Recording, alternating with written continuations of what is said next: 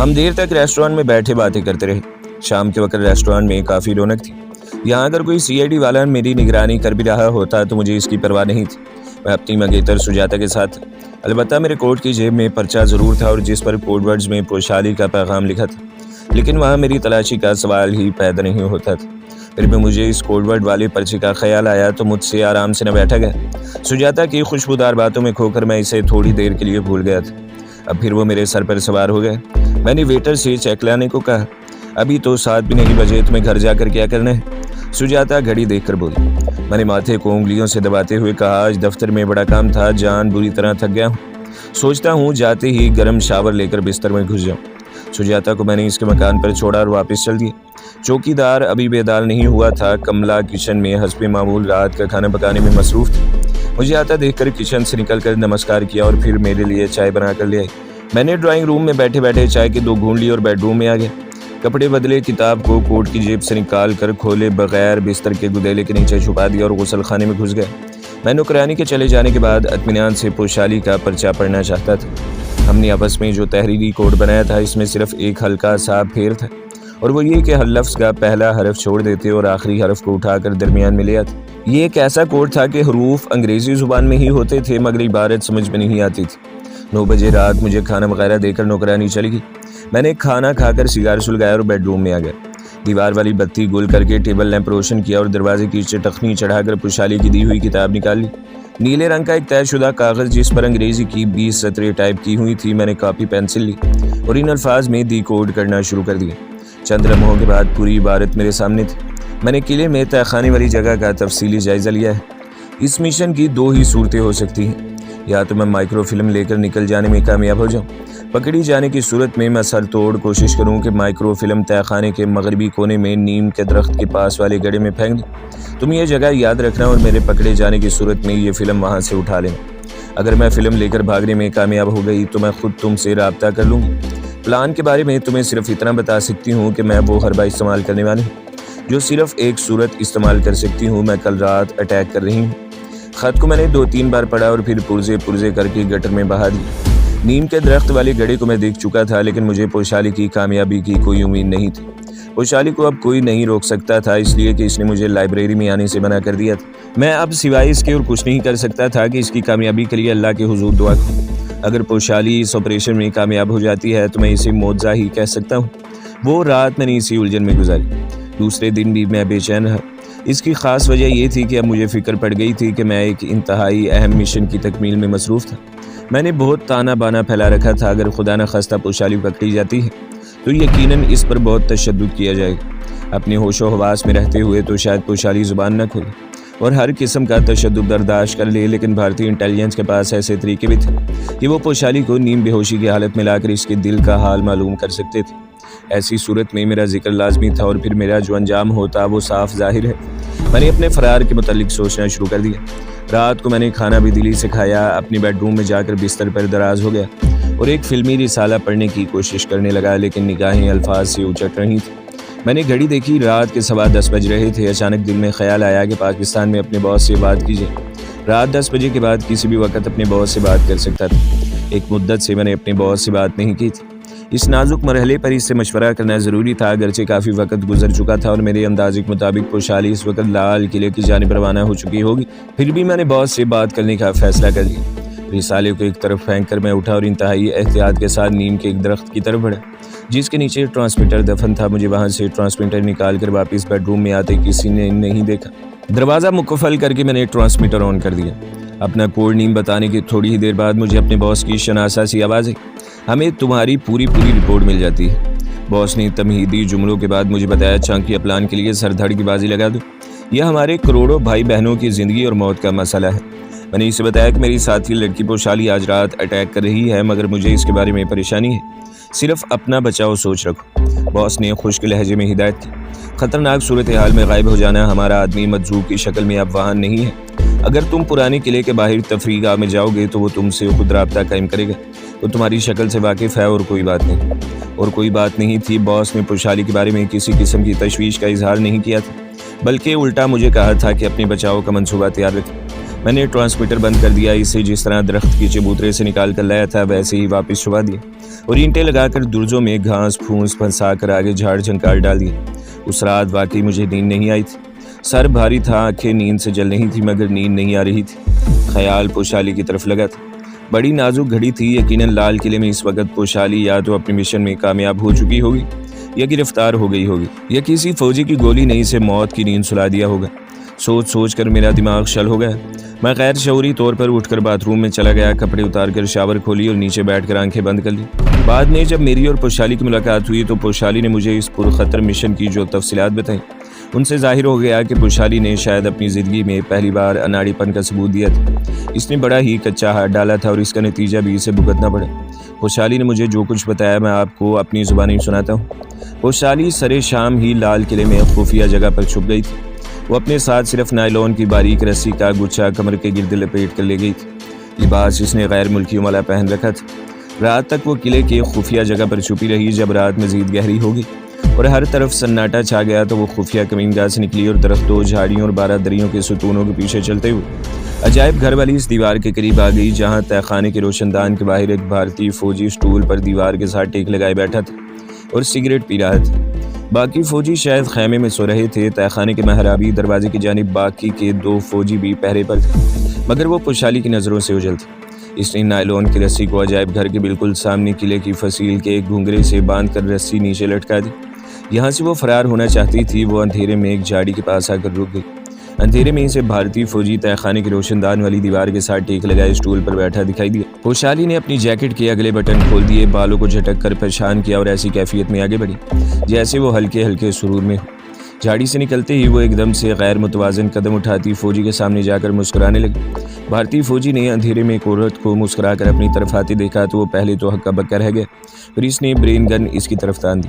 پوشالی نے اپنے بازو پھیلا کر ذرا جھومتے ہوئے آہستہ سے کہا، مجھے تھام لو، میرا سر چکرا رہا ہے، اور پھر وہ زمین پر بیٹھ گئی۔ بھارتی فوجی پھونک پھونک کر قدم اٹھاتا اس کے قریب آیا۔ برین گن کا رخ اب بھی اس کی طرف تھا۔ پوشالی نے اپنا سر ادھر ادھر مارتے ہوئے لکنت کے ساتھ کہا، میں سیاح ہوں، انہوں نے مجھے پلا دی ہے، وہ مجھے چھوڑ کر بھاگ گئے۔ اندھیری خاموش رات اور اکیلی جوان عورت بھارتی فوجی نے دائیں بائیں دیکھا۔ ابھی تک اس کے ساتھیوں میں کسی کو اس عورت کا پتہ نہیں چلا تھا۔ وہ تھوڑی دیر کے لیے اپنی ڈیوٹی سے غافل ہو گیا۔ اس نے برین گن کاندھے سے لٹکائی اور پوشالی پر جھک گیا۔ وہ اسی لمحے کا انتظار کر رہی تھی لیکن اس نے ایک ناساز ماحول کا انتخاب کیا تھا۔ جو ہی بھارتی فوجی نے جھک کر پوشالی کو اپنے آغوش میں لینے کی کوشش کی، اس نے نیچے سے اپنی کلائی پوری طاقت کے ساتھ فوجی کے حلق پر دے ماری۔ بھارتی فوجی پیچھے ضرور گرا مگر فوراً ہی اٹھا اور برین گن کا رخ پوشالی کی طرف اس کے پاؤں کے درمیان ایک باڑ ماری۔ گولیوں کی آواز قلعے کے اندھیری رات کے خاموش میں گونج اٹھی۔ ساتھ والے اکبری دروازے کے پہرے دار بھاگ کر ادھر آ گئے۔ پوشالی کی حالت یہ تھی کہ فوجی نے برین گن کی نالی اس کے سینے سے لگا رکھی تھی اور چیخ چیخ کر کہہ رہا تھا، پاکستانی جاسوس ہے، یہ پاکستانی جاسوس ہے۔ بھارت میں اگر کوئی فوجی چوکی کے آس پاس کوئی چور پکڑا جائے تو اسے فوراً پاکستانی جاسوس سمجھ کر گرفتار کر لیا جاتا ہے۔ پوشالی نے دوسرے فوجیوں کو اپنی طرف آتے دیکھا تو سمجھ گئی کہ وہ بازی ہار چکی ہے۔ اب اس نے فارسی زبان میں بولنا شروع کر دیا۔ وہاں کسی کی سمجھ میں نہ آیا کہ وہ کیا کہہ رہی ہے۔ خیمے سے بھی فوجی برین گن لیے باہر نکلے۔ پوشالی کو حراست میں لے لیا گیا۔ فوراً اس کے ہاتھ باندھ دیے گئے۔ اسے خیمے کے اندر دھکیل کر ایک بھارتی صوبیدار میجر نے پوشالی کی آنکھوں میں آنکھیں ڈال کر غراتے ہوئے پوچھا، کون ہو تم؟ یہاں کس نے بھیجا ہے؟ میرا نام لیلا ہے، تمہارا فوجی میری عزت پر حملہ کرنا چاہتا تھا۔ پوشالی نے فارسی میں جواب دیا۔ ہندی میں بات کرو، میں جانتا ہوں کہ تمہیں ساری زبانیں آتی ہیں۔ اس وقت ہندی میں بات کرو، اگر سچ بولو گی تو وعدہ کرتا ہوں کہ تمہیں کچھ نہیں کہا جائے گا، صوبیدار میجر نے گرج کر کہا۔ پوشالی نے اپنے بالوں کو چہرے پر سے ہٹاتے ہوئے کہا، میرا نام لیلا ہے، میں ایرانی سے ہوں، میرا باپ ہندی اور ماں ایرانی۔ میں تہران میں پیدا ہوئی، وہیں سے میں نے تعلیم حاصل کی۔ بھارت کی سیر کرنے آئی ہوں اور کچھ لوگوں نے زبردستی مجھے کچھ پلا دی جس سے میں بے ہوش ہو گئی۔ ہوش آیا تو رات ہو گئی تھی اور میں یہاں قلعے میں جھاڑیوں کے پاس پڑی تھی۔ وہ لوگ میرا پرس بھی اٹھا کر لے گئے تھے جس میں میرا شناختی کارڈ، پاسپورٹ اور نقدی تھی۔ میں تمہارے فوجی سے مدد کی بھیک مانگنے اس کے پاس آئی تو اس نے میری عزت لوٹنے کی کوشش کی۔ میں نے مزاحمت کی تو اس نے گولی چلا دی۔ پوشالی اس سے بھی زیادہ برے حالات سے کئی بار گزر چکی تھی۔ اس نے اپنے حواس میں پوری طرح قابو رکھا اور اپنے بیان کو دل میں ازبر کر لیا تھا۔ یہی بیان اسے آگے چل کر بھی فوجی افسروں کے سامنے دینا تھا۔ اس نے رونا شروع کر دیا۔ ڈوگرا صوبیدار میجر نے اپنے لانس نائک کی طرف دیکھ کر کہا، اسے کیمپ کمانڈر صاحب کے پاس لے چلو۔ दो डोगरा फौजियों ने पोशाली को बाजुओं से पकड़ा और कैंप से निकालकर किले की दूसरी मंजिल वाले तख्ते की तरफ बढ़ा। सूबेदार मेजर ब्रेनगन ताने पोशाली के पीछे पीछे चल रहा था। कैंप कमांडर एक सिख ब्रिगेडियर था। वो सो रहा था। इसे ये कहकर फौरन जगा दिया गया कि एक पाकिस्तानी जासूसा को पकड़ा है जो तहखाने के कागजात चुराने आई थी। सिख ब्रिगेडियर अपने बालों को संभालता हुआ फौरन अपने खेमे से बाहर आ गया। बाहर बिजली का बल्ब रोशन था। इसने पोशाली को सर से पांव तक देखा, फिर अपने जवानों को इशारा किया कि इसे अंदर ले चलो। पोशाली को सिख ब्रिगेडियर के खेमे में धकेल दिया गया। फौजी बाहर चले गए। पोशाली के हाथ बंधे हुए थे। सिख ब्रिगेडियर ने पोशाली को लोहे की कुर्सी पर बैठने के लिए कहा और खुद दूसरी कुर्सी खींचकर इसके बिलमुकाबिल बैठ गए। तुम्हारा नाम क्या है? पोशाली एक ऐसी बदकिस्मत औरत का रोल अदा कर रही थी जिसे कुछ जवानों ने लूट कर वहाँ फेंक दिया हो। इसने रोनी सूरत बनाकर कहा, मेरा नाम लैला है, मैं ईरानी सिया हूँ, मेरा बाप हिंदी था और माँ ईरानी थी। मैं पोशाली ने सिख ब्रिगेडियर के आगे भी वही बयान दोहराया जो इसने कैंप के सूबेदार मेजर को दिया था। सिख ब्रिगेडियर ने पोशाली की तलाशी ली। इसके पास कुछ भी नहीं था। वो लोग मेरा पासपोर्ट, नकदी सब कुछ लूट कर ले गए। पोशाली ने रोते हुए बताया, उन्होंने मुझ पर तशद्दुद भी किया। प्लीज़ मुझे ईरानी सफारत खाने पहुँचा दिया जाए। सिख ब्रिगेडियर ने अपनी दाढ़ी के बालों को मरोड़ कर थोड़ी के नीचे गिरा दिया और ऊंची करख्त आवाज़ में बाहर खड़े हुए सूबेदार मेजर को बुलाया, इसे क्वार्टर गार्ड में बंद कर दो, खबरदार ये इधर से उधर न होने पाए। पोशाली चीखती चिल्लाती और वाबेला करती रही और भारतीय फौजी इसे घसीटते हुए क्वार्टर गार्ड में ले गए और मोटी मोटी सलाखों वाले दरवाज़ा बंद करके ताला लगा दिया। बाहर एक संतरी राइफल उठाए पहरा दे रहा था।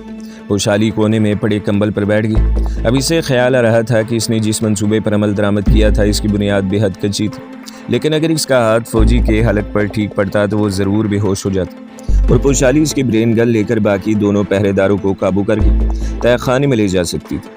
लेकिन इसका दारोमदार ओछा पर था और अब वो भारतीय फौज की कैद में थी। इसके साथ अजियत और तशद्दुद का जो सिलसिला शुरू होने वाला था, पोशाली इससे बाखबर थी और इसे कई बार भुगत चुकी थी। इसने फैसला कर लिया कि वो चाहे मर जाए लेकिन ज़ुबान से ये इतराफ़ न करेगी कि वहाँ किस मकसद के लिए आई थी और दिल्ली में इसका एक साथी भी है। वो अपनी इसी बयान पर कायम रहेगी जो इसने सूबेदार मेजर और सिख ब्रिगेडियर के सामने दिया है। पोशाली तोहरान के गली कूचों से वाकिफ़ थी। समरकंद की रहने वाली होने की वजह से वो फ़ारसी बड़ी रवानी से बोल लेती थी और लड़कपन में कई बार अपनी माँ के साथ तोहरान जा चुकी थी। वो ईरानी सफारत खाने को कायल कर सकती थी कि वो ईरानी सयाह है और हिंदी इसके लिए जानती है कि वो इसका बाप भारतीय था जिसका कारोबार ईरान में था और जिसने इसकी ईरानी माँ से शादी की थी। और इसने क्वार्टर गार्ड में दाखिल होने से पहले भी चीख मार मार कर कहा था कि मुझे ईरानी सफारत खाने वालों से मिलने की इजाज़त दीजिए, मैं जासूस नहीं हूँ, मैं ईरानी सयाह हूँ। मगर इसकी बात किसी ने नहीं सुनी थी। इसके बाद पोशाली ने मुझे अपने साथ गुजरे हुए भयानक वाक़यात की जो तफसील बताई वो मैं आगे चलकर बताऊँगा। इस वक्त मैं फिर वापस अपने मोती नगर वाले बंगले के बेडरूम में आता हूँ। ये वही रात थी जिस रात पोशाली ने किले में अपना ऑपरेशन शुरू करना था। रात सोते जागते किसी न किसी तरह गुजर गई। पिछले पहर जाकर कहीं मुझे नींद आ गई। मेरी आंख सुबह 8 बजे खुल गई। जल्दी से तैयार होकर नाश्ता किया और दफ्तर की तरफ रवाना हो गया। मेरा दिल वसवसों और तशवीश में गिरा हुआ था। अगर पोशाली पकड़ी नहीं गई तो मुझे आज ही शाम किले में जाकर म्यूज़ियम के सामने वाले नीम के गुंजान दरख्त वाले गड्ढे में माइक्रो फिल्म तलाश करनी होगी। मैं सुजाता को अपने साथ लेकर जाऊंगा और अगर पोशाली पकड़ी गई है तो फिर मेरा मुस्तकबिल और ख़ुद मेरी ज़िंदगी ख़तरे में थी। अब तक मिस्टर तिवारी को किले में एक पाकिस्तानी जासूसा की गिरफ्तार होने की खबर ज़रूर पहुंच गई होगी। कर्नल भल्ला ने इसे फ़ौरन इतला कर दी होगी। इन्हीं ख्यालात में उलझा मैं दफ्तर में आ गया। अपने कमरे में आने से पहले मैं अपना शक दूर करने के लिए मिस्टर तिवारी के कमरे की तरफ बढ़ा, मगर वो अभी तक नहीं आया था। मिस्टर विश्राम भी अपने कमरे में नहीं थे। मैं इनका रद्द-ए-अमल देखना चाहता था। मेरा दिल बार बार ज़ोर से धड़क रहा था और मामूल पर आ जाता था। मुझे ठीक सूरत हाल का अभी तक कुछ इल्म नहीं था और मैं इसे मालूम करने के लिए बेताब था। मैं अपनी कुर्सी पर बैठ गया। कमरे का माहौल मुझे अजनबी सा लग रहा था। मेरे साथ किसी भी वक्त कुछ भी हो सकता था। मेरी नज़रें बार बार टेलीफोन की तरफ उड़ जाती थी। मैंने सोचा मुझे पोशाली को फ़ोन कर देना चाहिए ताकि सही सूरत हाल का इल्म हो सके। मैंने टेलीफोन की तरफ हाथ बढ़ाया ही था कि अचानक फ़ोन की घंटी बज उठी। मेरा दिल धक से रह गया। मैंने खुश्क होंठों पर जुबान फेरते हुए टेलीफोन का रिसीवर उठाया और बड़ी खुश इखलाकी से आवाज़ को खुशगवार बनाते हुए कहा, कैप्टन मेहता। दूसरी तरफ से मेरा बॉस मिस्टर तिवारी बोल रहा था, कैप्टन इसी वक्त मेरे कमरे में आ जाओ। मैंने यस सर कहा। रिसीवर रख कर सोचने लगा कि मिस्टर तिवारी के कमरे में मेरे साथ क्या सलूक होने वाला है। मैं धड़कते दिल के साथ अपने बॉस के कमरे में दाखिल हुआ। वो टेबल लैंप की रोशनी में एक फ़ाइल खोले इसकी वरक गर्दानी कर रहा था। मैंने जाते ही हिंदुओं के अंदाज में नमस्कार किया और कुर्सी खींच कर बैठ गया। मिस्टर तिवारी ज़रा देर फाइल के मुताले में मसरूफ़ रहा, फिर अचानक फ़ाइल बंद करके मेरी तरफ गहरी तेज़ निगाहों से देखा। सेकंड के 1000वें हिस्से के लिए भी मैंने अपने चेहरे से किसी किस्म की घबराहट یا پریشانی کے تاثرات کو ظاہر نہ ہونے دیے۔ میں نے شگفتگی سے اسے مخاطب کیا، سر آپ نے مجھے بلایا تھا۔ مسٹر تیواڑی نے اپنی عقابی آنکھیں میرے چہرے سے ہٹا کر میز پر پڑے لکڑی کے سگار بکس میں سے ایک سگار نکال کر سلگایا اور فائل دوبارہ کھول لی۔ اس فائل میں سندڑی کے کچھ آنکڑے غلط لکھے گئے تھے۔ دفتر میں ضرور کہیں گھپلا ہو رہا ہے، اس لیے جا کر دیکھو کہ کس سے کہاں غلطی سرزد ہوئی ہے۔ اس نے فائل بند کر کے میری طرف بڑھا دی۔ میں نے فائل لیتے ہوئے بڑے ادب سے کہا، سر اس بار اسٹیشنری بڑی ناقص آئی ہے۔ مسٹر تیواڑی نے فون کی طرف ہاتھ بڑھاتے ہوئے جواب دیا، پلیز اسے اپنے کمرے میں لے جاؤ اور پھر مجھے رپورٹ کرو کہ کہاں گھپلا ہوا ہے۔ اس کی نظریں اب بھی میرے چہرے پر جمی ہوئی تھیں۔ صاف ظاہر تھا کہ وہ میرے چہرے کے تاثرات کو پڑھنا چاہتا ہے، مگر میں اسے ایک پل کے لیے بھی موقع نہیں دے رہا تھا کہ وہ میرے جذبات کا عکس میرے چہرے پر دیکھ سکے۔ میں نے یس سر کہا اور فائل لے کر کمرے سے نکل گیا۔ اپنے کمرے میں آ کر میں نے فائل کو غور سے دیکھا۔ 10 منٹ کے مطالعے کے بعد میں اس نتیجے پر پہنچا کہ کہیں کوئی گھپلا نہیں ہوا تھا۔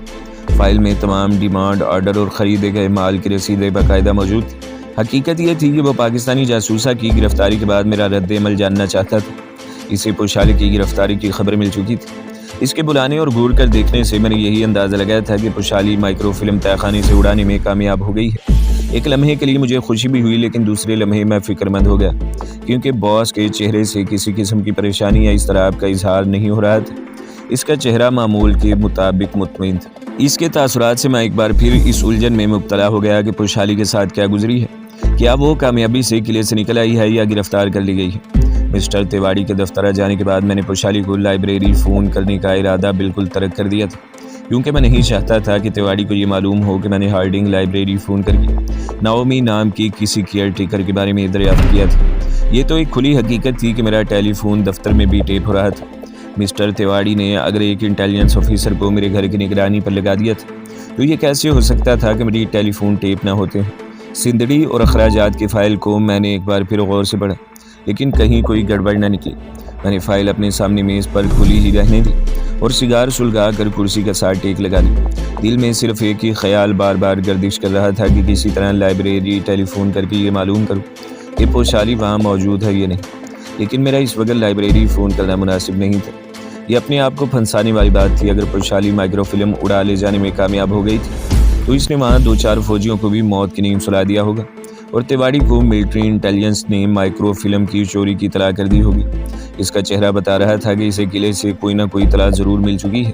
اس صورت میں اگر لائبریری فون کر کے پوشالی سے خواہ کسی کتاب کے بارے میں ہی بات کرتا تو یہ یقینی بات تھی کہ باس اسی وقت ملٹری پولیس کو مشورہ دے کر ہارڈنگ لائبریری میں ناؤمی نام کی عورت کو فوراً حراست میں لے لیا جائے، اور اگر پوشالی گرفتار ہو چکی ہے تو میں فون اٹھانے والے سے پوشالی کے بارے میں نہیں پوچھوں گا، مگر پھر بھی ہارڈنگ لائبریری مسٹر تیواڑی کی نظروں میں آ جائے گی اور بعد میں پوشالی کے لیے کوئی نئی مصیبت کھڑی ہو سکتی تھی۔ میں نے کافی سوچ بچار کے بعد دفتر سے باہر جا کر پوشالی کو فون کرنے کا فیصلہ کیا۔ میں نے فائل بند کی اور اسے لے کر باس کے کمرے کی طرف بڑھا۔ ابھی میں نے دستک دینے کے لیے ہاتھ بندھا کر دروازے کی طرف بڑھایا ہی تھا کہ مجھے تیواڑی کی آواز آئی، وشرام ہم بڑے خوش قسمت ہیں کہ یہ عورت قلعے کے سیکریٹریٹ والیٹ سے کوئی دستاویز لے جانے میں کامیاب نہیں ہوئی۔ میرا ہاتھ وہیں رک گیا۔ میں فائل کھول کر اس کی ورق الٹنے لگا تاکہ اگر کوئی کوریڈور میں سے گزرے تو یہی سمجھے کہ میں باس کے کمرے میں داخل ہونے سے پہلے فائل کے مندرجات کا اچھی طرح مطالعہ کر رہا ہوں۔ میرے کان بند دروازے پر لگے تھے۔ باس کے جملے نے یہ راز فاش کر دیا تھا کہ پوشالی گرفتار ہو گئی۔ قلعہ، عورت اور سیکرٹ والیٹ کے دستاویزات، پوشالی کی گرفتاری کے یہ واضح اشارے تھے۔ سر میں سمجھتا ہوں کہ ہمیں یہ بات مہتا سے چھپانی ہوگی۔ ذرا دیر بعد وشرام کی آواز سنائی دی، ہم زیادہ دیر نہیں چھپا سکیں گے، مگر میرے دماغ میں ایک اور منصوبہ ہے، تمہیں پھر بتاؤں گا۔ اس وقت میں قلعے میں جا کر اس عورت کو دیکھنا چاہتا ہوں جو اپنے آپ کو ایرانی ٹورسٹ ظاہر کر رہی ہے۔ جانتا ہوں اس کا لنک بڑی دور تک جاتا ہے۔ سر کوئی بڑی تجربے کار پاکستانی جاسوسہ لگتی ہے، ہمیں اس سے بہت سی معلومات مل سکتی ہیں۔ کیوں نہیں تیواڑی کی آواز ہے۔ کرسی چرچرائی جیسے کوئی اٹھا ہو۔ میں فائل کو غور سے دیکھتے اس کے برف الٹتے ہوئے واپس اپنے کمرے کی طرف بڑھا۔ میرا چپڑاسی مجھے دیکھ رہا تھا۔ میں اسے یہ تاثر دینا چاہتا تھا کہ مجھے فائل کے بارے میں کوئی خاص بات یاد آ گئی ہے یا کوئی بھولا ہوا کاغذ یاد آ گیا ہے جسے لینے اپنے کمرے میں جا رہا ہوں۔ کمرے میں آتے ہی میں دم سے کرسی پر بیٹھ گیا اور ہونٹوں کو بھینچ کر گہرے تفکرات میں گم ہو گیا۔ پوشالی گرفتار ہو گئی تھی، پھر بھی میں تصدیق کرنا چاہتا تھا۔ اس کا ایک ہی طریقہ تھا کہ میں دفتر سے باہر جا کر پوشالی کی لائبریری فون کروں۔ میں نے فائل میز پر رہنے دی اور چپڑاسی کو بتا کر باہر نکل گیا۔ ذرا دیر بعد میں گاڑی پر پارلیمنٹ اسٹریٹ سے ہوتا ہوا لودھی روڈ والی چھوٹی سپر مارکیٹ میں آ گیا۔ یہاں لالا جے جمل کی دکان سے میں نے اپنی برانڈ کے سگاروں کا ڈبہ خریدا اور پھر ہارڈنگ لائبریری کا نمبر ملا۔ دوسری طرف گھنٹی بج رہی تھی جس کے ساتھ میرا دل بھی دھڑک رہا تھا۔ ہیلو ہارڈنگ لائبریری، جناب آپ کے ہاں جو لیڈی کیئر ٹیکر ہے، میں نے اسے کتاب کے بارے میں پوچھنا تھا، کیا آپ انہیں بلا سکتے ہیں؟ وہ آج لائبریری نہیں آئی، آپ دوپہر کے بعد فون کر لیجیے گا، مرد نے جواب دیا اور ٹیلی فون بند کر دیا۔ اس بات کی تصدیق ہو گئی تھی کہ پوشالی گرفتار ہو گئی ہے۔ میں نے فون کی ادائیگی کی اور سیلز مین کا شکریہ ادا کر کے دکان سے باہر نکلا ہے۔ واپسی پر میں سوچ رہا تھا کہ اگر پوشالی نے تشدد کے نتیجے میں میرا نام بتا دیا تو کیا ہوگا؟ میری بچھائی ہوئی ساری بساط الٹ کر رہ جائے گی۔ پھر خیال آیا کہ پوشالی ایسا نہیں کرے گی، وہ مر جائے گی مگر زبان نہیں کھولے گی۔ لیکن انڈین انٹیلیجنس والے غیر انسانی تشدد میں اپنا ثانی نہیں رکھتے۔ اگر پوشالی ان کے سامنے ہار گئی تو مجھے اچانک کسی بھی وقت گرفتار کیا جا سکتا ہے۔ ذہن یہی سوچ کر پریشان ہو رہا تھا۔ تو دوستو، اگلی قسط سننے کے لیے ہمارے چینل کو سبسکرائب کریں، ویڈیو کو لائک کریں اور بیل کے آئیکن کو بھی دبا دیں تاکہ ہر جو آنے والی ویڈیوز ہیں وہ آپ کو سب سے پہلے ملتی رہیں۔